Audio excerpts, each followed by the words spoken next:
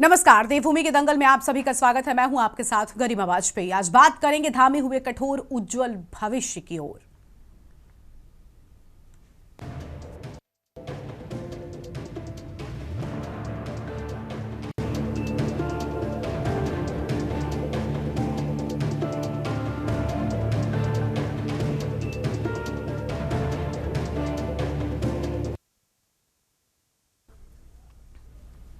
उत्तराखंड में इन दिनों सियासी बयानबाजी का दौर चल रहा है। बीते कुछ महीनों से धामी सरकार पर हमलावर होने वालों की संख्या लगातार बढ़ रही है। दिलचस्प बात यह है कि अब केवल विपक्ष ही नहीं बल्कि सत्ता पक्ष यानी बीजेपी के कुछ बड़े नेता भी सरकार पर सवाल खड़े कर रहे हैं, जिसको लेकर मुख्यमंत्री पुष्कर सिंह धामी ने हाल ही में कहा कि हम उत्तराखंड के उज्जवल भविष्य के निर्माण की दिशा में आगे बढ़ रहे हैं। हमने कई कठोर निर्णय लिए हैं। विपक्ष कहता है कि हम ज्यादा कठोर हो रहे हैं। मुख्यमंत्री धामी ने कहा कि हाँ, मैं कहता हूं कि हम कठोर हैं, राष्ट्र विरोधियों के लिए कठोर हैं, जनता का हक छीनने वालों के लिए कठोर हैं, युवाओं को अंधकार में ढकेलने वालों के लिए कठोर हैं, उत्तराखंड की जनता को गुमराह करने वालों के लिए हम कठोर हैं। ये हम स्वीकार करते हैं कि हमने कठोरता अपनाई है। मुख्यमंत्री धामी का यह बयान सिर्फ एक राजनीतिक प्रक्रिया नहीं बल्कि बीते कुछ सालों से किए गए उन फैसलों की झलक है जिन्होंने उत्तराखंड की राजनीति और प्रशासनिक दिशा को बदल कर रख दिया है। धामी आगे कहते हैं कि हम केवल कुर्सी पर बने रहने के लिए काम नहीं करते बल्कि उत्तराखंड का भविष्य बनाने के लिए काम करते हैं। प्रदेशवासियों के हित में हमें जो भी करना पड़ेगा हम उसके लिए संकोच नहीं करेंगे और 1 मिनट की देरी भी नहीं करेंगे। जो भी निर्णय प्रदेश के हित में लेने होंगे वो सब हम करते रहेंगे। वहीं विपक्ष का कहना है कि धामी सरकार से प्रदेश की जनता को जो उम्मीद थी उस पर सरकार विफल रही है। आज इसी पर करेंगे चर्चा। खास मेहमान भी हमारे साथ में होंगे, लेकिन उससे पहले ये रिपोर्ट देखिए। आपको बता दें कि हाल ही में हुई यूके SSC की परीक्षा में नकल की घटना को लेकर प्रदेश में बवाल मचा था। प्रशासन ने इसे पेपर लीक की बजाय नकल की घटना बताया, लेकिन जनता के गुस्से को देखते हुए मुख्यमंत्री खुद धरना स्थल पर पहुंचकर धरना समाप्त कराया और मामले की CBI जांच की अनुशंसा कर दी। साल 2024 में उत्तराखंड देश का पहला राज्य बना जहां यूनिफॉर्म सिविल कोड यानी UCC लागू किया गया। विवाह, तलाक और संपत्ति जैसे मामलों में समान कानून लागू हुआ। इसके साथ ही सख्त एंटी कन्वर्जन कानून लाया गया। अवैध मदरसों और मजारों पर बुलडोजर चला। 6000 एकड़ जमीन मुक्त कराई गई। मुख्यमंत्री के लव जिहाद, लैंड जिहाद, थूक जिहाद जैसे बयानों ने अल्पसंख्यकों में सुरक्षा की भावना को जन्म दिया। देहरादून के 28 गांवों में हिंदू आबादी घटने पर डेमोग्राफिक चिंता जताई गई। साल 2024 से 25 में हरिद्वार में 54 करोड़ रुपए का भूमि घोटाला सामने आया। जिलाधिकारी समेत 3 अधिकारियों को सस्पेंड किया गया। बाहरी लोगों के द्वारा कृषि, बागवानी, भूमि खरीद पर अस्थायी रोक लगाई गई, जिसे UCC से जोड़ा गया। विपक्ष ने इसे निवेश के लिए बाधा बताया। जुलाई 2025 में शुरू हुए ऑपरेशन कालनेमी का उद्देश्य धार्मिक वेशभूषा में ठगी करने वाले फर्जी बाबाओं, ठगों और संदिग्धों पर कार्रवाई करना था, जिसमें 2448 संदिग्धों की पहचान हुई, जिसमें 377 विशेष रूप से संदिग्ध थे। 1250 से अधिक पूछताछ और 300 से अधिक गिरफ्तारियां हुई, जिसमें बांग्लादेशी नागरिक शामिल थे। मुख्यमंत्री पुष्कर सिंह धामी का कहना है कि उत्तराखंड के उज्जवल भविष्य के निर्माण की दिशा में जो भी कदम उठाना पड़ेगा वो हम उठाएंगे, जिसमें हमने ये कठोर निर्णय लिए हैं।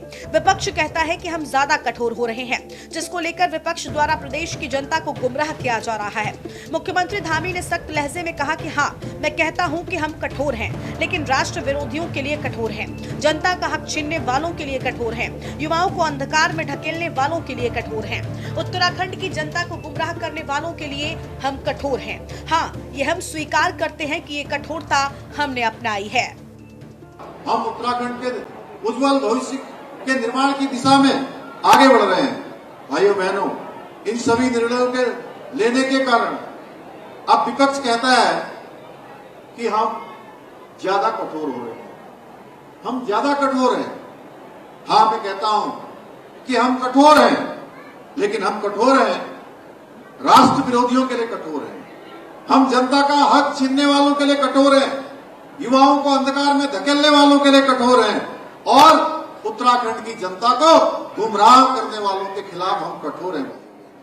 ये हम स्वीकार करते हैं कि हमने कठोरता अपनाई है, क्योंकि हम केवल कुर्सी से बने रहने के लिए काम नहीं करते हैं बल्कि उत्तराखंड का भविष्य बनाने के लिए काम करते हैं। भाइयों बहनों, इसलिए मैं आज स्पष्ट कर देना चाहता हूं कि प्रदेशवासियों के हित में हमें जो भी करना पड़ेगा हम उसके लिए निसंकोच आगे करते रहेंगे। 1 मिनट भी उसके लिए हम देरी करने वाले नहीं हैं। जो भी निर्णय हमको लेना होगा हम प्रदेश के हित में लेते रहेंगे। में कोई गुरेज नहीं है कि मुख्यमंत्री धामी नाम के बड़े और दर्शन के छोटे निकले, क्योंकि बहुत आस थी इनसे। जब इन्हें सत्ता पर काबिज किया गया अपनी विधानसभा हारने के बावजूद, तो हमें लगा कि ये कोई एक्स्ट्रा ऑर्डिनरी काबिलियत होगी इनके अंदर, कोई एक्स्ट्रा ऑर्डिनरी टैलेंट होगा जो भाजपा हाईकमान ने इन पर इतना भरोसा जताया है। और एक युवा थे तो हमने समझा कि ये युवाओं की मन की पीड़ा को, युवाओं की हताशा को, उनकी निराशा को समझेंगे और आत्मसात करते हुए उनके लिए कोई मील के पत्थर रखेंगे अपने कार्यकाल के दौरान। लेकिन 4 साल में जिस तरह से इन्होंने सांप्रदायिक ध्रुवीकरण किया, जिस तरह से इन्होंने जहर के बीज बोए हैं, इन्होंने जिहाद शब्द का मुझे लगता है ओवर यूज किया, नकल जिहाद, थूक जिहाद, लैंड जिहाद, लव जिहाद और मदरसा, मुस्लिम, मजारें, इनके आगे ये बढ़ ही नहीं पाए, इनकी सोच ही नहीं बढ़ पाई। वहीं इन सभी खबरों के बीच जब बदलाव को लेकर कैबिनेट मंत्री गणेश जोशी से सवाल किया गया तो उन्होंने साफ कहा, बीजेपी का हर कार्यकर्ता पार्टी के प्रति समर्पित रहता है। पार्टी जिसे चाहे मंत्री बना दे, जिसे चाहे हटा दे, इससे न नेता को फर्क पड़ता है न पार्टी को। कांग्रेस में ऐसा हो जाए तो पार्टी खाली हो जाएगी, लेकिन बीजेपी में ऐसा नहीं है। उनके इस बयान से ये संकेत भी मिल रहा है कि मंत्रियों के मन में कहीं न कहीं कुछ होने का संकेत जरूर चल रहा है। वहीं राजनीतिक विश्लेषकों का मानना है कि राज्य स्थापना दिवस पर बड़े स्तर पर आयोजित होने वाले कार्यक्रम और उसमें राष्ट्रपति व प्रधानमंत्री की मौजूदगी को देखते हुए फिलहाल किसी बड़े राजनीतिक बदलाव की संभावना कम है। हालांकि ये भी तय है कि उत्तराखंड की राजनीति आने वाले दिनों में और गर्म होने वाली है। वहीं राजनीतिक विश्लेषकों का भी मानना है कि अचानक से मुख्यमंत्री और उनकी सरकार के खिलाफ जिस तरह से बयानबाजी बढ़ी है, उससे साफ है कि कोई न कोई ऐसा है जो राज्य में इस तरह का माहौल बना रहा है। सत्ता पक्ष के नेता भी कई बार विभागों पर सवाल उठाकर सरकार को असहज स्थिति में डाल देते हैं। उनका मानना है कि सांसद त्रिवेंद्र सिंह रावत के खनन और अन्य मुद्दों पर भी कई बार अपनी ही सरकार को जवाब देने पर मजबूर कर चुके हैं। इन सब के बीच जिस तरह से गुजरात में बीजेपी ने पूरी कैबिनेट को साफ किया है, उत्तराखंड में भी लगातार चर्चा गर्म है कि क्या बिहार चुनाव के बाद कुछ यहाँ भी हो सकता है। राजनीतिक गलियारों में भी ये चर्चा है कि बिहार चुनावों के बाद उत्तराखंड में कैबिनेट विस्तार या किसी अन्य तरह के बदलावों की संभावना हो सकती है। हालांकि राज्य स्थापना दिवस पर प्रधानमंत्री और राष्ट्रपति दोनों के आगमन को देखते हुए फिलहाल किसी बड़े बदलाव की संभावना कम लगती है। वहीं विपक्ष का कहना है कि धामी जी ने सिर्फ अपनी कुर्सी बचाने का काम किया है। भारतीय जनता पार्टी के कार्यकर्ता की ये विशेषता है कि पार्टी किस कार्यकर्ता का उपयोग कहाँ करना है, किसको संगठन में लेना है, किसको मंत्री पद पर लेना है, किसको कहाँ हमारे अन्य संगठन में समायोजित करना है, और उस हिसाब से फैसला करती है।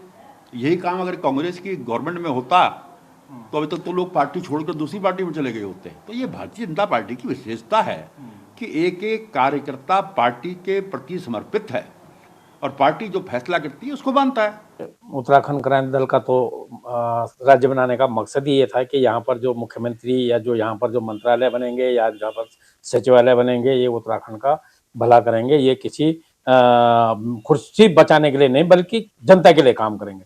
इसमें बोल तो दिया मुख्यमंत्री ने, लेकिन वो स्पष्ट करें कि उन्होंने जो उनके शुरू से लेकर अभी तक उनके जब जब बीजेपी की सरकार रही है तो उन्होंने क्या काम किया है। अगर आपने कुर्सी के लिए काम नहीं किया है तो आपने हार करके भी फिर जीतने का प्रयास जो किया, जीत कर जब आए हैं तब भी जनता का क्या भला किया है। जो जो मुद्दों को लेकर लोग आपको सवाल पूछ रहे हैं उस मुद्दों पर आपने क्या किया है। देखिए, विपक्ष हमेशा इस उत्तराखंड के प्रति, इस सरकार के प्रति एक नकारात्मक नैरेटिव सेट करने का प्रयास कर रहा है। माननीय मुख्यमंत्री पुष्कर सिंह धामी जी ने अनेकों निर्णयों के आधार पर ये सिद्ध करा दिया है कि उनकी प्रतिबद्धता इस उत्तराखंड के विकास को लेकर के है, इस उत्तराखंड के चहुमुखी विकास को लेकर के है, यहाँ के जनमानस के प्रति वो संवेदनशील है। ये अनेकों उनके निर्णय के आधार पर सिद्ध हुआ है। हालांकि मुख्यमंत्री धामी ने अब तक किसी पर सीधा निशाना नहीं साधा, लेकिन कुर्सी का मोह नहीं वाला बयान काफी सुर्खियों में है और बड़ा माना जा रहा है। सरकार को लेकर सार्वजनिक चर्चाएं हो रही हैं, उसके बाद मुख्यमंत्री खुद फ्रंट फुट पर आकर जवाब दे रहे हैं। अब सीएम को अगर इतने बड़े बयान बार बार देने पड़ रहे हैं तो ये किस ओर इशारा करता है? जानकारों की माने तो ये भी कुछ दिनों में जल्द ही साफ हो जाएगा। Uttarakhand desk report. और इसी मुद्दे पर आज विस्तार से करेंगे चर्चा। खास मेहमानों का पैनल हमारे साथ में जुड़ रहा है। कुंवर जपेंद्र सिंह जी, प्रदेश प्रवक्ता बीजेपी, प्रमोद कपरवान, प्रदेश प्रवक्ता कांग्रेस पार्टी, दीपक रावत, केंद्रीय प्रवक्ता उत्तराखंड क्रांति दल की ओर से, रविंद्र आनंद, पूर्व प्रदेश मीडिया प्रभारी आम आदमी पार्टी की ओर से, अरुण शर्मा जी, वरिष्ठ पत्रकार। सभी मेहमानों का बहुत बहुत स्वागत है। प्रमोद कपरवान जी का रुख कर लेंगे। सबसे पहले प्रदेश प्रवक्ता कांग्रेस पार्टी की ओर से प्रमोद जी, कई सारे सवाल खड़े हो रहे हैं, लेकिन मुख्यमंत्री ने तो बिल्कुल साफ कह दिया है कि हमें अगर प्रदेश की जनता के लिए कुछ कठोर भी होना पड़ेगा तो हम कठोर हो जाएंगे। हम कठोर हैं उन लोगों के लिए जो प्रदेश की जनता को अंधकार में ढकेलने का काम कर रहे हैं। मुख्यमंत्री ने स्वीकार कर लिया है। विपक्ष को क्या आपत्ति है? कहां फेल है धामी सरकार? नहीं, निश्चित रूप में गरिमा जी, निश्चित रूप में प्रदेश के लोगों के लिए जो है धामी जी बहुत कठोर हैं। ये इसमें कोई दो राय नहीं है। और कांग्रेस कहाँ बोल रही है कि धामी जी जो है प्रदेश के लोगों के लिए कठोर नहीं है। आप देख ही रहे हैं जिस तरह से ऋषिकेश में जो है एक बालक की नृशंस हत्या हो जाती है और शराब ठेका को बंद कराने के लिए पूरे क्षेत्र के और तमाम सामाजिक संगठन के लोग ठेके के आगे 3-4 दिन से जो है धरने पे बैठे हुए हैं। लेकिन आज सुनने में आया है कि आज धामी जी की भारी भरकम पुलिस के द्वारा जो है वो शराब के ठेके को खुलवाने के लिए और उस शराब की सुरक्षा करने के लिए इतनी बड़ी फोर्स वहां भेजी गई है। तो कौन कहता है कि धामी जी जो है प्रदेश के लिए कठोर नहीं है? धामी जी निश्चित रूप में इस प्रदेश के लिए बहुत कठोर हैं, लेकिन जिन लोगों ने चुना था उनके लिए कठोर हो गए। कठोर होना चाहिए था अपराधियों के लिए, लेकिन धामी जी जो कठोर हुए हैं वो उन लोगों के लिए कठोर हुए हैं जिन लोगों ने इस आशा और उम्मीद के साथ धामी जी को चुना था कि इस प्रदेश के अंदर जो है 47 विधायक दे करके कि हमारी जो हमारी नीतियां हैं उनको धामी जी बनाने का काम करें। लेकिन जिस तरह से इस प्रदेश के अंदर आप देख रहे हैं कि जिस तरह से जो है आए दिन बड़ी बड़ी दुर्घटनाएं हो रही हैं, ऋषिकेश जैसे धार्मिक क्षेत्र में हत्याओं का होना, प्रॉपर्टी जो धामी जी से जुड़े हुए लोगों के द्वारा लोगों को प्रताड़ित करके पौड़ी के नौजवान की हत्या होना, और तमाम जितने भी आप देखें वीआईपी के नाम पे अंकिता हत्याकांड का होना, तो ये कोई छोटी बातें हैं क्या? ये तो बड़े ही बातें हैं। ये तो निश्चित रूप में जो है धामी जो सरकार जो है वो बहुत कठोर निर्णय जो है जिन लोगों ने चुना है उनको उनके लिए ले रही है, इसमें कोई दो राय ही नहीं है। लेकिन सवाल ये है कि धामी जी किसके इशारों पे ये कठोर जो है जो ये निर्णय ले रहे हैं, ये किसके आखिर धामी सरकार को इतना 47 विधायकों का समर्थन होने के बावजूद अगर आपको जो है उत्तराखंड विरोधियों के पाले में खड़ा होना पड़ रहा है। उत्तराखंड जिन लोगों ने, देखिए अभी 9 नवंबर को आप बड़े बड़े घड़ियालों आंसू बहाएंगे और बड़ी बड़ी आप बातें करेंगे उत्तराखंड के लोगों के प्रति, लेकिन वो हंसा दनाई, प्यालमती चौहान, राय सिंह बंगारी और तमाम 42 लोग जिन्होंने इस प्रदेश के लिए शहादत दी, उनकी आत्माएं तड़पती होंगी जब वो अपने लोगों को छुरे से चक्कू से कटते हुए देखते होंगे, जब उनकी आत्माएं तरसती होंगी, जब जो है वो सरकार जब जो है जो ठेका बंद करने के लिए, अरे उत्तराखंड और ऋषिकेश जो है भगवान का द्वार है, ऋषिकेश बद्री केदार 4 धामों का द्वार है, उस द्वार पे आपने भारी भरकम शराब की दुकान खोल करके और आज आप आंदोलनकारियों को दुत्कार करके उनको भगा करके और उनपे जो है बल प्रयोग करके आप उस शराब की दुकान के ठेके जो शराब की दुकान है उसकी रक्षा करने के लिए आपकी भारी भरकम पुलिस पहुंची है। तो आपने इस प्रदेश के अंदर इतिहास रचने का काम किया। आप इतिहास में जाने जाओगे कि भाई जो है जिनको उत्तराखंड के लोगों ने एक बार 52 विधायक के रूप में और दूसरी बार 47 विधायक के रूप में जिनको चुना था, वो उन्होंने उत्तराखंड के लोगों की के घर घर में शराब भेजने का काम किया। यही आपकी उपलब्धि है। बाकी कोई ऐसा शिक्षा के लिए आपने बड़ा कदम नहीं उठाया, आपने स्वास्थ्य के लिए कोई बड़ा कदम नहीं उठाया। आपके जो चिकित्सा शिक्षा मंत्री हैं वो कह रहे हैं कि डॉक्टर हमने इतने भेज दिए हैं पहाड़ों में कि डॉक्टरों को अब मरीज ढूंढने पड़ रहे हैं। तो आप जुमलेबाजों से सरकार को चलाने का काम कर रहे हैं।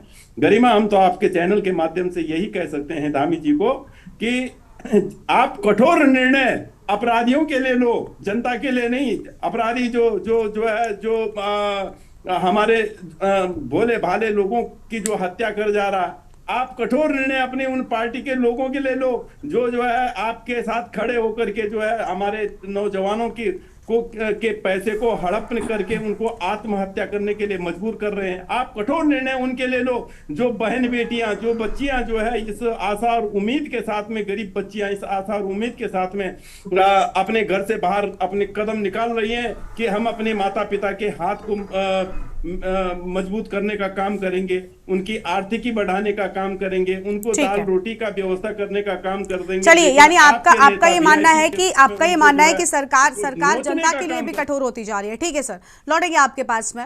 हमारे साथ में और मेहमान जुड़े हुए हैं, कुंवर जपेंद्र जी भी जुड़े हुए हैं। बहुत स्वागत सर, आपका प्रदेश प्रवक्ता है बीजेपी की ओर से।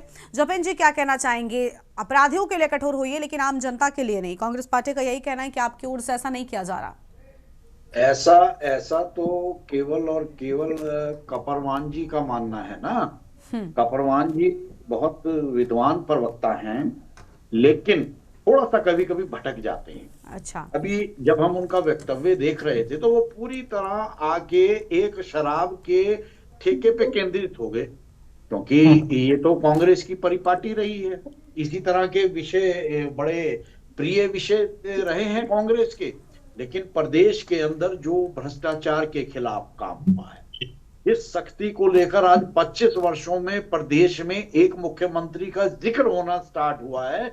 नहीं, आज तक तो किसी प्रदेश को सख्त मुख्यमंत्री विपक्ष ने माना ही नहीं।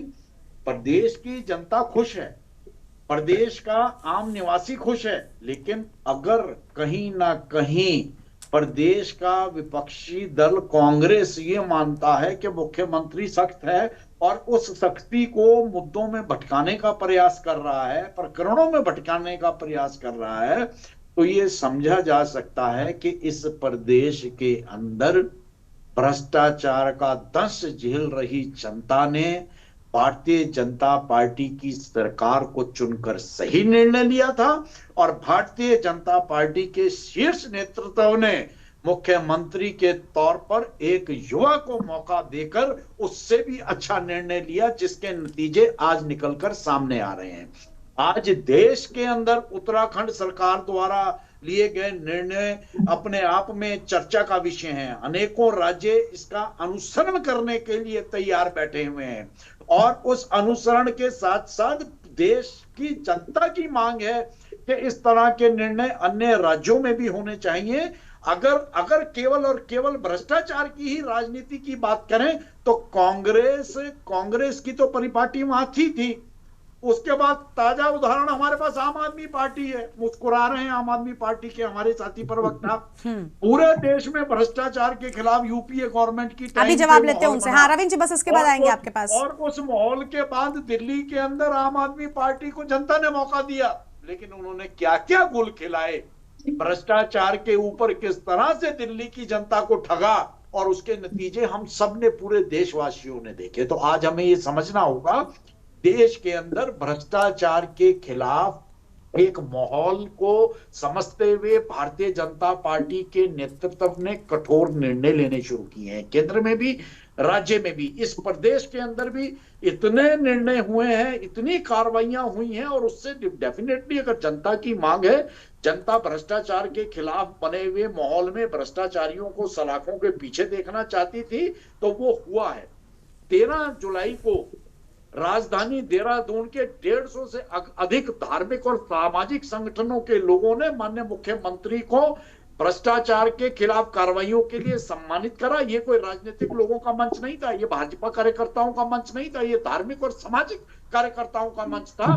तो समाज के थे उन लोगों ने एक ऐसी ताकत देने का काम करा पर उससे माहौल भी बन आपके होटल में को भ्रष्टाचारियों के खिलाफ कार्रवाई के लिए राजनीतिक हलकों से इतर सामाजिक चलिए अब रविंद्र आनंद जी कुछ कह रहे हैं, उनको भी सुन लेते हैं। ठीक है जपेंद्र जी, हम लौटते हैं आपके पास में। जपेंद्र जी लौटते हैं, रविंद्र जी कुछ कह रहे हैं, रविंद्र जी को पहले सुनेंगे। रविंद्र जी, स्वागत है आपका। पूर्व प्रदेश मीडिया प्रभारी आम आदमी पार्टी की ओर से बड़े आरोप उन्होंने आम आदमी पार्टी पर भी लगा दिए। क्या कहना है अभी वर्तमान में, क्या प्रदेश हित में काम हो रहा है, अपराधियों के लिए कठोर है या वाकई जनता के साथ कठोरता बढ़ती जा रही है?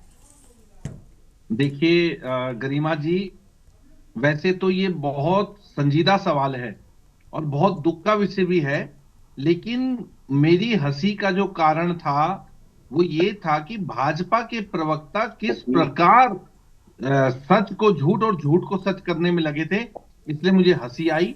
मैं आपका ध्यान आकर्षित करना चाहूंगा, प्रदेश में जो जनता रहती है उस जनता में सबसे पहले महिलाओं की ओर, महिलाओं पर जो अत्याचार भारतीय जनता पार्टी की सरकार में हुए हैं, चाहे वो अंकिता भंडारी हत्याकांड हो और इसी प्रकार के जो कई सारे ऐसे कांड हुए जिसमें स्वयं भारतीय जनता पार्टी के नेता सीधे सीधे संलिप्त थे। एक दूसरा, अब हम बात कर लेते हैं युवाओं की और छात्रों की। जब युवा अपनी मांगों को लेकर के सड़कों पर आए तो इसी धामी सरकार द्वारा 8 फरवरी 2024 को उन्हें लाठियां भांजने का काम किया गया, जिसमें कई छात्रों के सिर फूटे, कपाल फूटे। उसके अलावा आपने देखा किस प्रकार इन्होंने छात्रों को नक्सलवाद तक कह डाला, इतने शर्म की बात है। उसके बाद जब एक आम आदमी, एक आम कर्मचारी, आंगनवाड़ी कार्यकर्तियां, हमारे तमाम जो व्यापारी वर्ग हैं, आज भी सब दुखी हैं, चारों ओर हाहाकार है और सब ये मानते हैं कि यदि सबसे खराब जो कार्यकाल इस 25 वर्ष में रहा है वो पिछले 2, 3, 4 वर्षों का रहा है। आपने देखा है जितने कांड हुए सब इसी कार्यकाल में हुए। अगर कहीं भी कुछ बचने की बात आती है तो धामी जी उसे जिहाद का नाम दे देते हैं। कभी लव जिहाद, कभी लैंड जिहाद, कभी थूक जिहाद, कभी कुछ कभी कुछ। और हद तो तब हो गई जब इन्होंने पत्रकारों को नक्सलवाद कह डाला। अब ये पत्रकारों पर भी पूरी तरह से पत्रकारों को भी घेरने का काम इस सरकार ने किया। और भ्रष्टाचार का जो आलम है उत्तराखंड में, जपेंद्र जी को मैं याद दिला देता हूं, एक पटवारी से लेकर के और उत्तराखंड में डीएम रैंक तक का व्यक्ति इसी सरकार में घूस लेता हुआ दिखा, क्योंकि कमजोर नेतृत्व है, कमजोर सरकार है, भ्रष्टाचार सरकार है। सब जानते हैं कि अधिकारियों के मार्फत से मंत्री, विधायक, इनके मुख्यमंत्री से लेकर इनके सांसद सब संलिप्त हैं और भ्रष्टाचार चरम पर है। अब वो दिन दूर नहीं है जब उत्तराखंड की जनता इस सरकार को उखाड़ के फेंकने वाली है। और धामी जी तो खुद एक नहीं 2 बार फेल हो चुके हैं। जब भी चुनाव में जाते हैं हार जाते हैं और जोड़ तोड़ कर करके उपचुनाव में किसी प्रकार उन्हें जिताया जाता है। देखिए, टू बी यस मैन के नाते धामी जी एक उत्तम मुख्यमंत्री हो सकते हैं। दिल्ली के टू बी यस मैन है, पहली तारीख को झोला लेके पहुंचने में यस मैन है, वो सब चीजों में ठीक है। लेकिन जब बात उत्तराखंड के भले की आती है तो वो सिर्फ और सिर्फ अकेले दिखाई देते हैं, ना उनके साथ कोई मंत्री है। मैडम, ये सवाल तो आप भी कर सकती हैं, आपने भी देखा होगा, कहीं भी कोई आपदा आ जाए, कहीं भी कोई मामला हो जाए, कोई मसला हो जाए, कोई टनल में कुछ हो जाए, तो मुख्यमंत्री जी वन मैन शो करते हुए, एकला चलो की नीति अपनाते हुए वहां पहुंच जाते हैं। लेकिन ना तो इनके साथ इनके प्रभारी मंत्री हैं, ना इनके सांसद हैं, ना इनके विधायक हैं। ये स्थिति है मैडम आज सरकार की। और ये मैं विपक्ष के नाते नहीं कह रहा हूं, ये मैं अपने मुख्यमंत्री के लिए कह रहा हूं, क्योंकि मैं भी इसी प्रदेश का नागरिक हूं और वो मेरे भी मुख्यमंत्री है। ये सरकार मेरी सरकार भी है, मैं सरकार पे एक नागरिक होने के नाते लांछन लगा रहा हूं। ठीक है, चलिए, अब इस लांछन का हम जवाब जरूर लेंगे, लेकिन और मेहमान हैं उनको भी जोड़ते चलते हैं। दीपक रावत जी हैं, केंद्रीय प्रवक्ता हैं उत्तराखंड क्रांति दल की ओर से। बहुत स्वागत सर आपका भी। दीपक जी, क्या कहना चाहेंगे? गरिमा जी, स्वयं मुख्यमंत्री कह रहे हैं कि विपक्ष कहता है कि मैं बहुत सख्त हूं। मुझे तो ज्ञात नहीं पड़ता है कि विपक्ष ने कब कहा कि भारतीय जनता पार्टी के हमारे नेता और हमारे मुख्यमंत्री स्वयं सख्त हैं। लेकिन निश्चित रूप से वो सख्त हैं। वो सख्त हैं उन लोगों के अपने विधायकों पर जो पिछले 6 महीने से 4 महीने से पिछले 4 वर्षों से, और अगर चर्चाओं की बात करूं तो पिछले 4 महीने से कैबिनेट मंत्री बनने के सपने देख रहे हैं। अरुण जी ने तो घोषणा कर दी थी, अगर मैं सही हूं तो आप ही के चैनल में, कि नवरात्रों के तुरंत बाद उन सबको ताशपोशी हो जाएगी। उनके लिए सख्त है। कि वो आज तक उनको मंत्री पद नहीं दे पाए भारतीय जनता पार्टी के उन विधायकों को जो सपने देख रहे हैं, तो उनका कहना सही है। वो सख्त है पूर्व मुख्यमंत्री के उन आरोपों को खंडन करने पे कि प्रदेश में किसी प्रकार का कोई खनन नहीं हो रहा है। बिल्कुल सख्त है वो सख्त है उन सारे आशा कर्मचारियों के ऊपर जो उनका जो मापदंड है उनके कार्य के, उनसे अधिक कार्य कराया जाता है। जब किसी भी प्रकार का कोई सामाजिक या कोई सांस्कृतिक कार्यक्रम होता है, उनको अतिरिक्त सेवाएं देना पड़ता है। वो बिल्कुल सख्त है उनके खिलाफ। मैं बोलना चाहूंगा वो सख्त है उन सारे आंदोलनकारियों के ऊपर जिन्हें वो स्वयं अपने मंच से नक्सलवादी करार करते हैं, निश्चित रूप से। और वो बिल्कुल सख्त है उन सारे उपनल कर्मचारियों के ऊपर। स्वयं जो हाई कोर्ट है और सुप्रीम कोर्ट है वो कह चुका है कि आप इनको नियमितीकरण क्यों नहीं कर रहे हैं। ये वाकई में सख्त है। आप मुझे बताइए, इतने सारे मैंने आपको पॉइंट गिना दिए और उसके बाद वो कह रहे हैं कि मैं सख्त हूं। निश्चित रूप से सख्त हैं वो। सख्त इन सारे जनता के काम के ऊपर सख्त हैं, जिनके कारण उनके ऊपर आरोप लग रहा है कि वो सख्त है। लेकिन अब मुझे बताइए, भारतीय जनता पार्टी के जो मुखिया हैं हमारे, वो सबके सब एक ही बात बोलते हैं कि भारतीय जनता पार्टी ने बहुत अच्छा काम किया है। हम जनता से पूछना चाहते हैं, वो आरोप लगा रहे हैं, उनके प्रवक्ता आरोप लगा रहे हैं, यहां तक कि उनके मीडिया प्रभारी आरोप लगा रहे हैं कि एक नकारात्मक माहौल बनाया जा रहा है। इसका मतलब एक बात सच होगी, ये स्वीकार करनी पड़ेगी कि प्रदेश के अंदर भारतीय जनता पार्टी के विरुद्ध नकारात्मक एक माहौल बना हुआ है। और यह माहौल विपक्ष से ज्यादा भारतीय जनता पार्टी की पिछले 8 वर्षों की सरकार के कार्य प्रणाली को देख के बना हुआ है। जिस भ्रष्टाचार की बात करती भारतीय जनता पार्टी करती है, मैं आपके माध्यम से पूछना चाहूंगा, गणेश जोशी जी को बिल्कुल आय से अधिक संपत्ति के मामले लगे हुए थे, स्वयं वो आपकी कैबिनेट ने उसको जब जानकारी नहीं, उनको संतुष्ट नहीं करी उनकी जांच करने की। ये बात किसी से छुपी नहीं है। आप दे देते, अगर वो इतने पाक साफ है आप उनको देते कि आप खाली एक ये कहना कि उन्होंने कोई हलफनामा नहीं दिया शिकायतकर्ता ने, तो इस वजह से किसी भ्रष्टाचार की जांच नहीं होगी।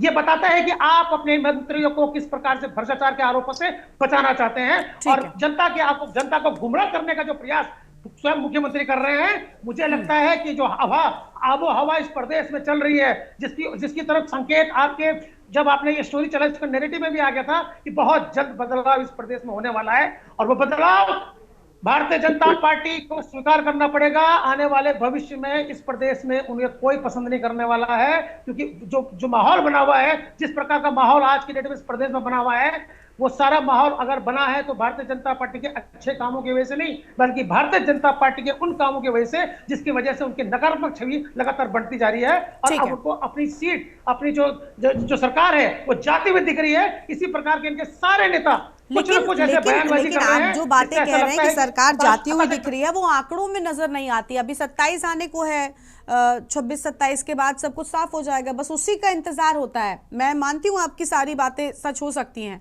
लेकिन उसको सही साबित करने के लिए कोई एक पैमाना तो होता होगा ना।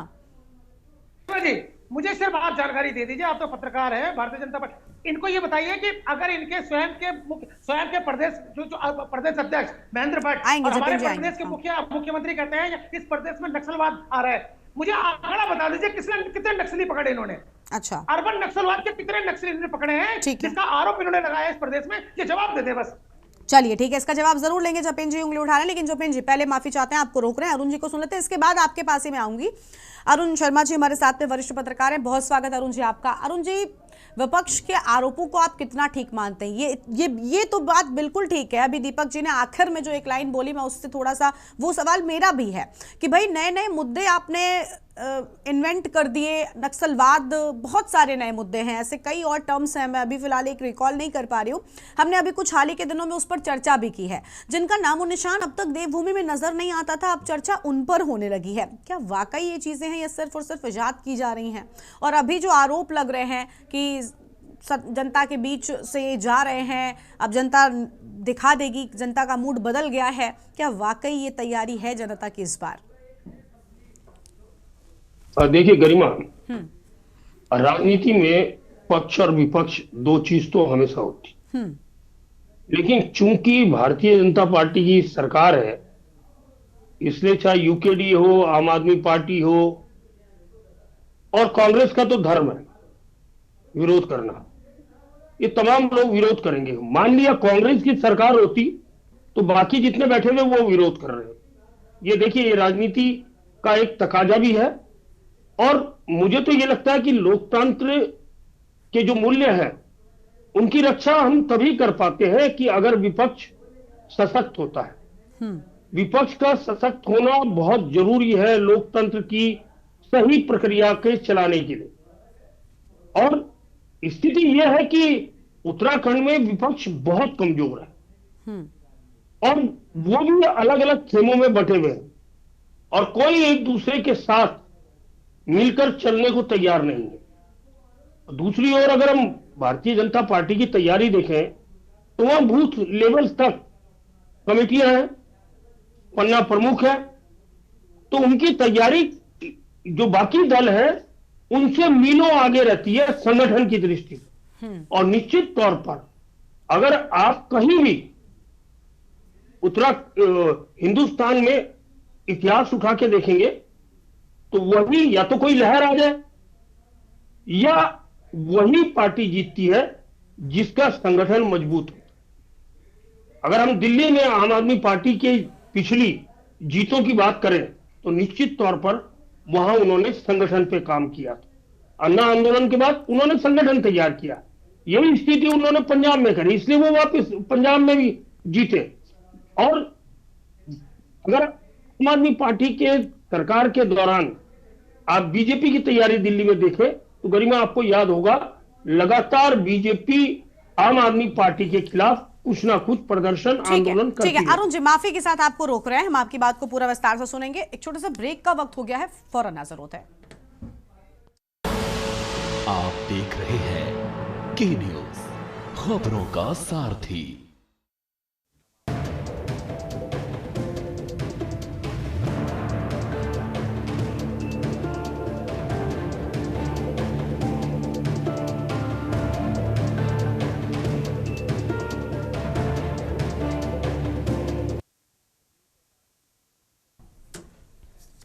ब्रेक के बाद देवभूमि के दंगल में आप सभी का स्वागत है। वापस से अपनी चर्चा का रुख कर लेते हैं। अरुण शर्मा जी हमारे साथ में लगातार बने हुए हैं, उनका रुख करेंगे। अरुण जी, आप अपनी बात को पूरा कर सकते हैं।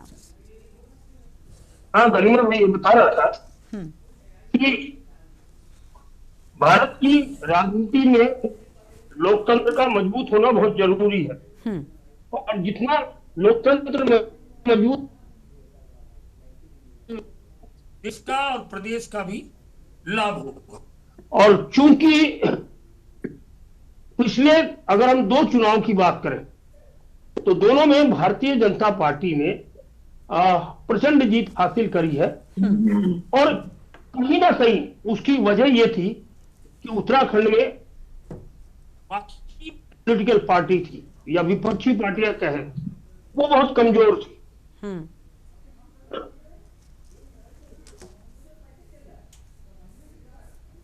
ठीक है, अरुण जी की आवाज नहीं मिल पा रही है, मुझे लगता है कुछ नेटवर्क प्रॉब्लम। अरुण जी जी हाँ बोलिए। आ रही है? हाँ बोलिए बोलिए बोलिए सर। मैं वही कह रहा हूं कि हो ये रहा है कि भारतीय जनता पार्टी ने लगातार अपने संगठन को मजबूत किया, जिसकी वजह से आज वो इस स्थिति में है कि बूथ लेवल पर भी उनकी कमेटियां हैं और जिसका उन्हें हर चुनाव में लाभ मिलता है। और देखिए, एक जमाने में यही स्थिति कांग्रेस की होती थी कि जब कांग्रेस की जो कमेटियां थी, जो इकाइयां थी, वो बहुत मजबूत होती थी और जिसकी वजह से कांग्रेस को वो लाभ मिलता था। मुझे लगता है भारतीय जनता पार्टी ने कहीं ना कहीं ये सब चीजें कांग्रेस से सीखी और जिसकी वजह से आज वो आप ये देख लीजिए कि कांग्रेस की स्थिति लगातार कमजोर होती चली गई और भारतीय जनता पार्टी लगातार बढ़त बनाती चली गई। अभी देखिए, अगर प्रदेश की बात करें तो यूकेडी आम आदमी पार्टी बहुत पीछे है भारतीय जनता पार्टी की तैयारी से।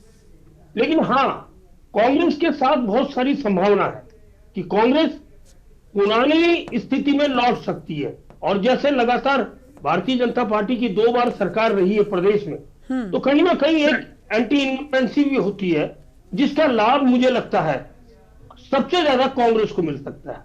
लेकिन कांग्रेस को ठीक है अरुण जी, कांग्रेस को जनता को ये विश्वास पड़ेगा तो भारतीय जनता पार्टी के खिलाफ मुकाबले के लिए तैयार है, जो आज की स्थिति में नहीं लग पा रहा।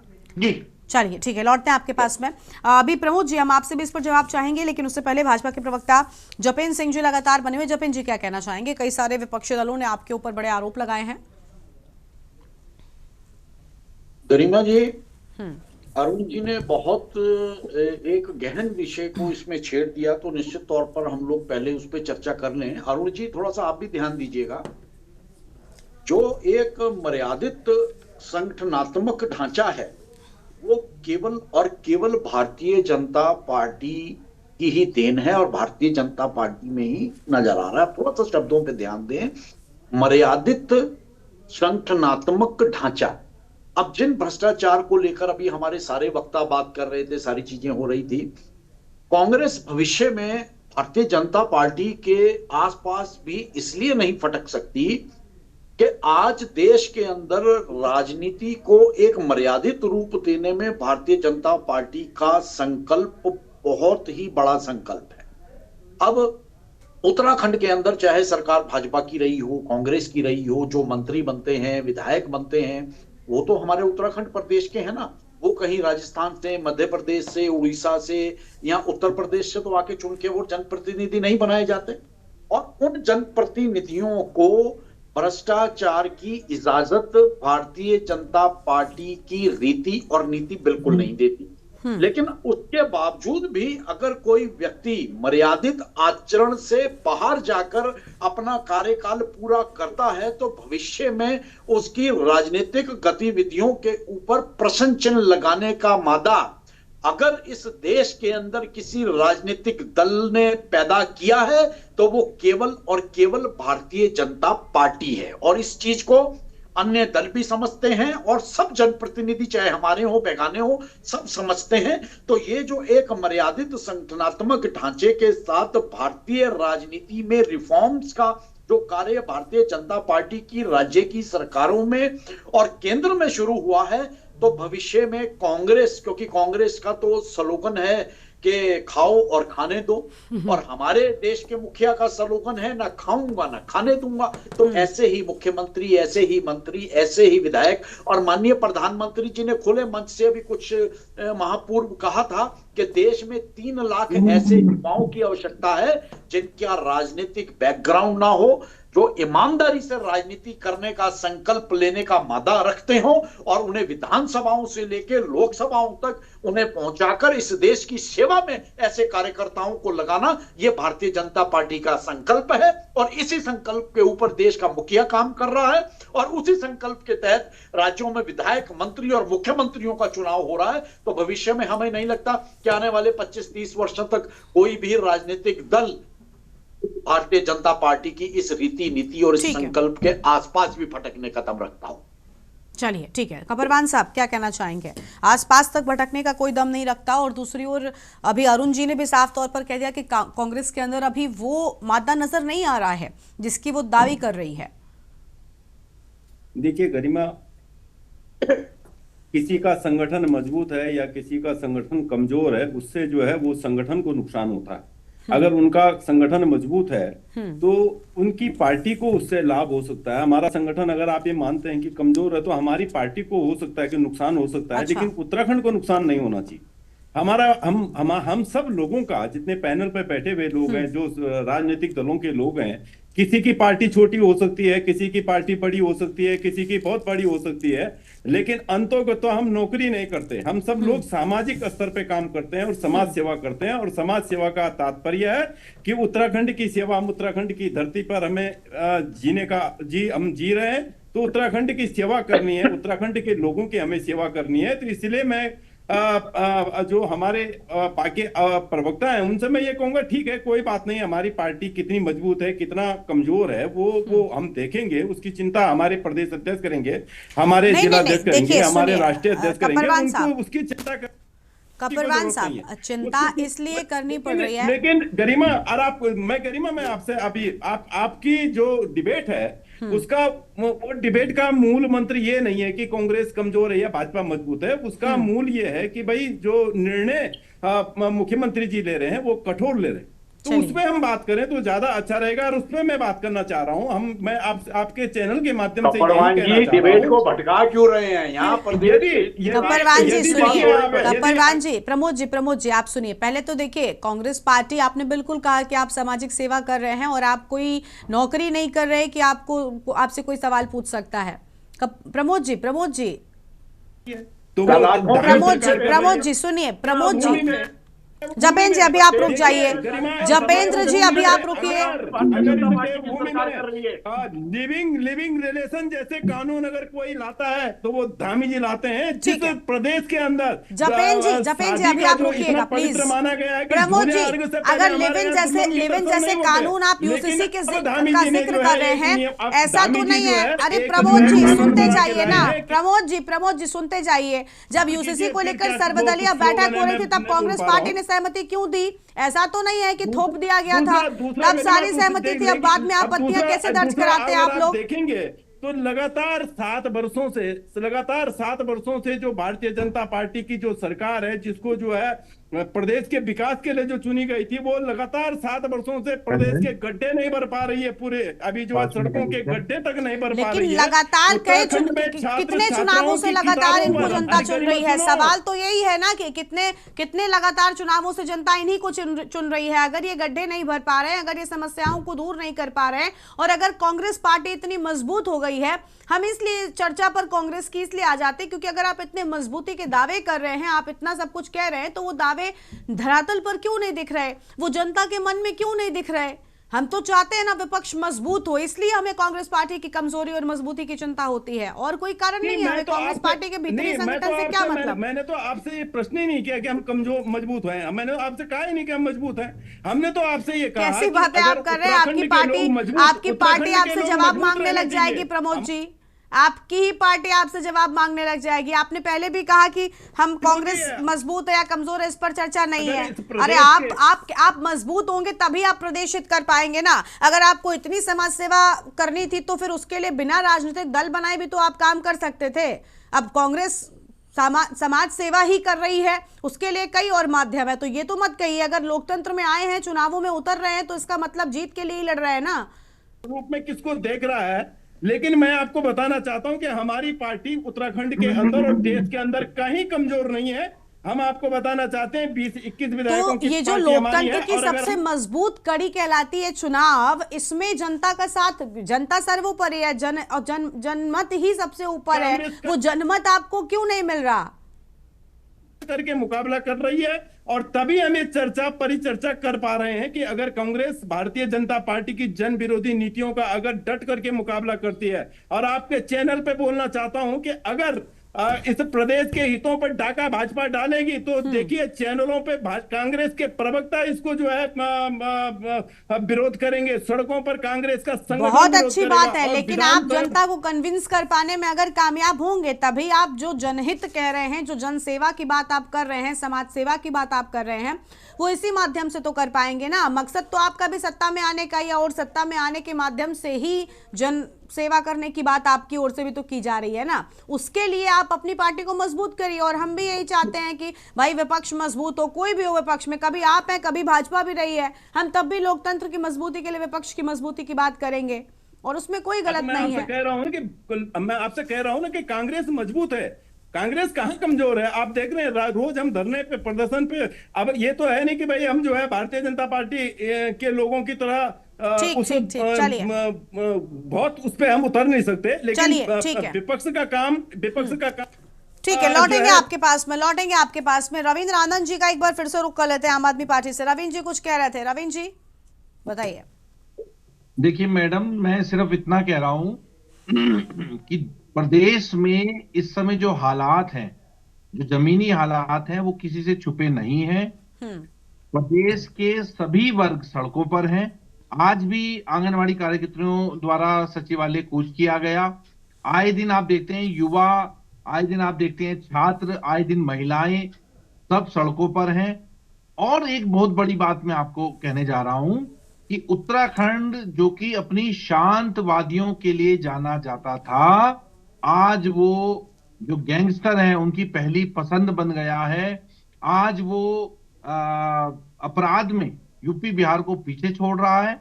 और इतने संगीन अपराध जो उत्तराखंड में हो रहे हैं ये पूर्व में कभी नहीं हुए।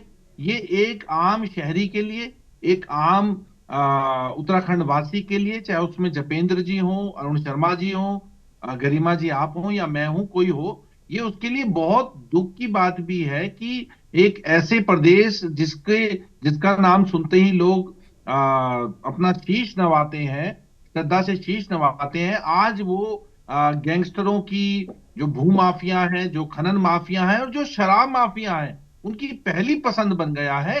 तो ये किसके इशारे पर है? कौन इनको ला रहा है? क्या इनको विपक्ष ला रहा है या सरकार इनको मौका दे रही है? ये एक बड़ा सवाल है मैडम, कि सरकार का मौका मिल रहा है तभी तो ऐसे लोग उत्तराखंड की ओर आ रहे हैं, रुख कर रहे हैं, जिससे उत्तराखंड की जो वादियां हैं वो दूषित हो रही हैं। ठीक है, चलिए लौटते हैं आपके पास में। यूकेडी के प्रवक्ता का रुख करेंगे दीपक रावत जी। दीपक जी, कांग्रेस वाकई मजबूत है क्या? मैं एक सवाल ये भी आपसे करना चाहती हूँ, कांग्रेस मुख्य विपक्षी दल के तौर पर है क्योंकि, क्या मजबूत नजर आती है आपको? देखिए, अगर वैसे तो उनके इस आंतरिक मामले में यूकेडी का बोलने का कोई अधिकार क्षेत्र तो है नहीं, लेकिन अगर आपने प्रश्न पूछा तो मैं बता दूं कि निश्चित रूप से मुख्य विपक्ष के रूप में कांग्रेस है, इस प्रदेश में है। इसको स्वीकारने में, यूकेडी को स्वीकारने में कोई दिक्कत नहीं है। और लगातार भारतीय जनता पार्टी के कार्यकलापों से और इनकी नीतियों की वजह से विपक्ष को यह मौका मिल रहा है कि आज नकारात्मक छवि भारतीय जनता पार्टी की जनता के ऊपर बैठी है। मैं आपसे पूछना चाहता हूं, ऐसा कैसे संभव है गरिमा जी कि एक तरफ हमारे देश के गृह मंत्री जी कहते हैं कि मार्च तक, 31 मार्च तक झारखंड और छत्तीसगढ़ में हम नक्सलवाद खत्म कर देंगे, और वहीं वहां का नक्सलवाद उत्तराखंड में आ जाता है। ये कैसे पॉसिबल है कि दो राज्यों में वो खत्म करने के लिए कहते हैं, ये घोषणा करते हैं, और यहां पर भारतीय जनता पार्टी के अध्यक्ष हो, प्रदेश अध्यक्ष हो, ये स्वयं मुखिया हो, यहाँ के मुख्यमंत्री, वो यहाँ पर कहते हैं कि यहाँ पर अर्बन नक्सलवाद पनप गया है। ये दोहरा चरित्र, दोहरा मापदंड कैसे हो सकता है? या तो ये स्वीकार करें कि ये फेल हो चुकी है इनकी सरकार और यहाँ पर अर्बन नक्सलवाद पनप गया इनके राज्यकाल में पिछले 8 साल में, या फिर ये बताएं कि यहाँ के मूल मुद्दों से भटकाने का काम भारतीय जनता पार्टी क्यों कर रही है, वो नैरेटिव सेट करने की कोशिश क्यों कर रही है, जिसकी वजह से विकास का नैरेटिव सेट क्यों नहीं कर पा रहे हैं? क्यों नहीं कह रहे हैं कि हमने पिछले 25 वर्षों में जितना समय भारतीय जनता पार्टी को शासन करने का मिला उसके मापदंड है, उसके उन मापदंडों में हम आने वाले 2027 में चुनाव लड़ते हैं? क्यों इनको अर्बन नक्सलवाद का, जिहाद का शब्दों का सहारा लेना पड़ रहा है इस प्रदेश में अपनी राजनीतिक चमक को बिखरने के लिए? ये मैं पूछना चाहता हूं आपसे कि जवाब देना, क्या नैरेटिव सेट करना चाह रहे हैं? और ये गले नहीं उतर रहा है कि गृह मंत्री वहां गले फाड़ फाड़ के चिल्ला रहे हैं कि मार्च में खत्म हो जाएगा नक्सलवाद, और यह पनप रहा है। तो ये ये पनप रहा है तो किसकी शय में पनप रहा है? ये भारतीय जनता पार्टी की शय में पनप रहा है ना अर्बन नक्सलवाद। ये चाहते हैं कि अर्बन नक्सलवाद वहां से उठ के यहाँ आ जाए और यहाँ की आबोहवा को खराब कर दे। ये चाहते हैं कि जिहादी मानसिकता के लोग यहाँ पर आ जाए, वरना नकल जिहाद नाम का कहां से आ जाता है? ये नकल जिहाद क्या होता है? मतलब कहां पर भी अगर कोई मुस्लिम या किसी और मुस्लिम जाति का किसी आदमी का नाम चढ़ जाए, उसके पीछे आप जिहाद लगा दीजिए। असल में हुआ क्या है गरिमा जी, इस बात को स्वीकारना पड़ेगा कि 1925 में जब आरएसएस बना सामाजिक संगठन, तो उसने अपने कार्यकर्ताओं को एक चश्मा दिया, सामाजिक चश्मा, जिसमें एक तरफ लिखा था सनातन और एक तरफ लिखा हुआ था हिंदुत्व। और उनके सामाजिक कार्यकर्ताओं ने धीरे धीरे जाके जब अपनी राजनीतिक पृष्ठभूमि ढूंढ करी तो 1980 में भारतीय जनता पार्टी का जन्म होता है। और 1905 उसी चश्मे से इन्होंने 2014 में सत्ता पाई केंद्र में, और सत्ता पाने के बाद 2014 में जब भारतीय जनता पार्टी केंद्र में सत्ता में आई है, तब इन्होंने अपने सारे कार्यकर्ताओं को, जिसमें कुंवर जुबेंद्र जी भी हैं, इनको एक अपना चश्मा दिया है, राजनीतिक चश्मा दिया है। वो चश्मा, उस चश्मे में एक तरफ लिखा रहता है नक्सलवाद और एक तरफ लिखा रहता है जिहाद। यदि वो मुस्लिम हुआ तो आप जिहाद बोल देना, और यदि पढ़ा लिखा समझदार व्यक्ति हुआ तो अर्बन नक्सलवाद बोल देना। ये देन है इस प्रदेश को, देश को, इन भारतीय जनता पार्टी को। नकारिए नहीं इस बात को कि आप विपक्ष को हर बात में नक्सलवाद बोलते हैं। यही बात आपने दिल्ली इलेक्शन में बोली, अर्बन नक्सलवाद। जहां पढ़ा लिखा, इनसे जड़ा पढ़ा लिखा व्यक्ति आ जाता है जो अपने विचारों से बात करना चाहता है, इनके विचारों को, इनका तर्क वितर्क में इनका सामना करता है, ये उसको अर्बन नक्सलवाद ठहरा देते हैं। ये दे रखा आपने इस प्रदेश को। अरे प्रदेश की बात करिए, आपके पास बहुत सारे मुद्दे हैं, उपलब्धियां हो सकती हैं, उन मुद्दों से आप 2027 की पृष्ठभूमि तैयार करिए। ये अर्बन नक्सवाला बोलकर, ये थूक जिहाद बोलकर, नकल जिहाद बोलकर इससे काम नहीं चलने वाला है। क्योंकि मैं आपसे पूछना चाहता हूं और कि अगर 1925 में आरएसएस बना, 1964 में विश्व हिंदू परिषद बना और 1980 में भारतीय जनता पार्टी बनी, तो इस प्रदेश में 1925 से पहले इन सनातन की रक्षा कौन कर रहा था? इस हिंदुस्तान में सनातन की रक्षा कौन कर रहा था? ये 2000-3000 साल पहले यहाँ पर धामों की स्थापना हुई है, इनकी रक्षा कौन कर रहा था? ये हम पहाड़ी थे जो रक्षा कर रहे थे, हमारे पूर्वज रक्षा कर रहे थे। तब तो कहीं पर कोई बात नहीं आई, तब तो सनातन धर्म को कोई खतरा नहीं हुआ। ये कौन सी नई परिभाषा गठित करना चाहते हैं इस प्रदेश में भारतीय जनता पार्टी के प्रवक्ता और इनके नेतागण? मैं पूछना चाहता हूं टंकी की चोट में, 1925 से पहले बद्रीनाथ केदारनाथ की जो धाम थे, हजारों साल पहले से इनकी रक्षा, सनातन धर्म की रक्षा कौन पहाड़ी कर रहा था? पहाड़ों में रहने वाले हम थे, हम रक्षा कर रहे थे सनातन धर्म की। और आज आप कह रहे हैं कि आप सनातन धर्म के विरोधी हैं, आप कहते हैं आप अर्बन नक्सलवादी हैं। तो जल्दी से जपेन जी कुछ कह, ठीक है दीपक जी, जल्दी से जपेन जी को सुनते, जल्दी से जपेन जी छोटी प्रतिक्रिया दीजिएगा प्लीज। तो अब डंके की चोट पे ही जवाब सुनिएगा। हाँ, थोड़ा सा छोटा। हमारे यहाँ साथी बैठे हुए हैं 3, गरिमा जी आप भी सुन रही हैं, तो हमारे सभी सम्मानित साथियों में से कोई ये बताएगा कि कांग्रेस की स्थापना कौन से सन में हुई थी और किसने की थी? हम बस एक जवाब। आप कांग्रेस पर क्यों? जपेन जी वक्त कम है, देखिए अगर आप नहीं बोलेंगे तो मुझे क्लोजिंग करनी पड़ेगी। प्लीज आप अपनी बात रखिए जल्दी से। जपेन जी जल्दी से अपनी बात रखिए। प्रश्न मत पूछिए, आप जवाब देने के लिए प्रश्न पूछने के लिए 2027 के बाद पूछेंगे आप, अभी आप जवाब देने के लिए लोगों। चलिए ठीक है जपेन जी, मुझे नहीं लगता आप बोलना चाहते हैं। अरुण जी जल्दी से क्लोजिंग, आखिरी रिएक्शन अरुण जी आपका। अरुण जी आप बोलिए, अरुण जी आप बोलिए। हाँ देखिए, कांग्रेस की स्थापना 1885 में हुई थी और क्या लगातार इस देश की आजादी से कुछ साल पहले तक कांग्रेस के जो अध्यक्ष होते थे या पदाधिकारी होते थे वो अंग्रेजी होते। उसको वो मेरे को लगता है कि वो भटक जाएगी डिबेट। हम उत्तराखंड पे केंद्रित करें कि अब देखिए, निश्चित तौर पर अगले महीने हमारा स्थापना दिवस है और 25 साल का उत्तराखंड पूरा हो रहा है, जिसमें तमाम बड़े कार्यक्रम यहाँ हैं और जिसमें राष्ट्रपति, प्रधानमंत्री, तमाम केंद्रीय मंत्री उत्तराखंड में आ रहे हैं। और निश्चित तौर पर इसलिए बुलाया जाता है कि उत्तराखंड को कोई सौगात मिले। जब प्रधानमंत्री आते हैं या और केंद्रीय मंत्री आते हैं तो उनसे ये उम्मीद रहती है कि उत्तराखंड की योजनाएं उनके सामने रखें और उनसे कुछ ना कुछ उत्तराखंड के लिए प्राप्त करें। और मुझे लगता है कि अगर इस प्रक्रिया में सरकार आगे बढ़ेगी तो निश्चित तौर पर उत्तराखंड और उत्तराखंड वासियों का लाभ होगा। चलिए ठीक है, देखिए हम भी यही चाहते हैं कि कुल मिलाकर कुछ भी हो लेकिन उत्तराखंड वासियों का लाभ और उनका हित जरूर होता रहे, चाहे किसी की भी सरकार क्यों ना हो, और जो भी सरकार हो वो जनहित के लिए काम करते रहे। शुक्रिया आप सभी मेहमानों का हमारे साथ चर्चा में आने के लिए, अपनी बात रखने के लिए। धामी सरकार के फैसले को लेकर लगातार सवाल खड़े हो रहे हैं। एक तरफ सत्ता पक्ष है, खुद मुख्यमंत्री ने स्वीकार कर लिया है कि हाँ हम कठोर हुए हैं उन लोगों के लिए जो जनता को अंधकार में ढकेलने का काम कर रहे हैं, लेकिन दूसरी ओर विपक्ष जिसका यह कहना है कि मुख्यमंत्री या सरकार सब जनता के लिए कठोर है, अपराधियों के लिए नहीं। देवभूमि के दंगल में इतना ही। आप देखते रहिए न्यूज़ इंडिया। नमस्कार।